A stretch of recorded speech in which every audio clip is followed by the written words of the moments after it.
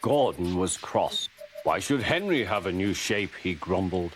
A shape good enough for me is good enough for him. He goes gallivanting off to Crewe, leaving us to do his work, and comes back saying how happy he feels. It's disgraceful. And there's another thing. Henry whistles too much.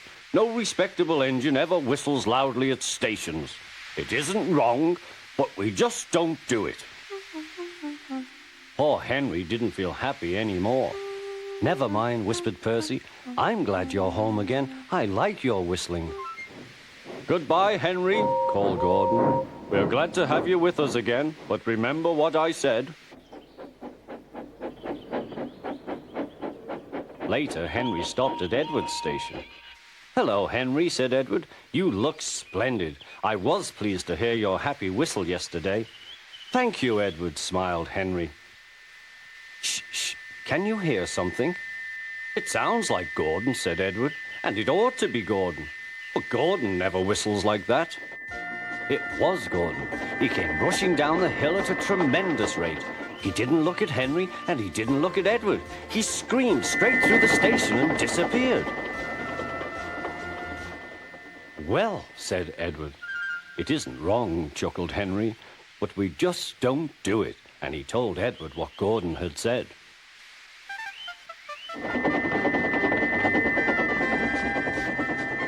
Meanwhile, Gordon screeched along the line.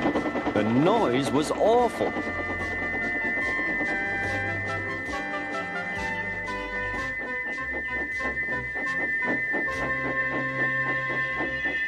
At the station, everyone held their ears. The Fat Controller held his ears too. Take him away, he bellowed, and stop that noise! Gordon puffed sadly away, but he wouldn't stop whistling until two fitters climbed up and knocked his whistle valve in place. That night, Gordon slunk into the shed. He was glad it was empty. It isn't wrong, murmured Henry to no one in particular, but we just don't do it. No one mentioned whistles. Next morning, Henry was enjoying himself enormously. I feel so well, he sang. Trickety-trot, hummed his coaches. Then he saw some boys on a bridge. Peep, peep, hello, he whistled. Oh, he called. The boys didn't wave and take his number. They thought it fun to drop stones on him instead. They've broken our glass! They've broken our glass! Sobbed the coaches. The passengers weren't hurt, but they were cross. Call the police! No, said the driver. Leave it to Henry and me. What will you do? They asked. Can you keep a secret? Yes, yes. Well then, said the driver. Henry is going to sneeze at those boys.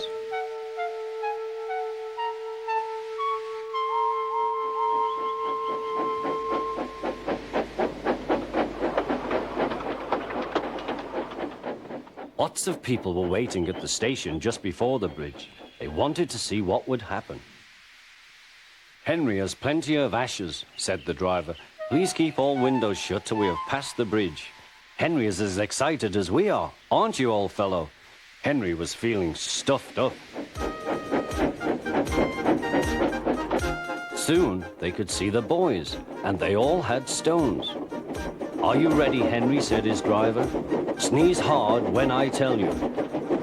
Now, he said. Achoo-shoo!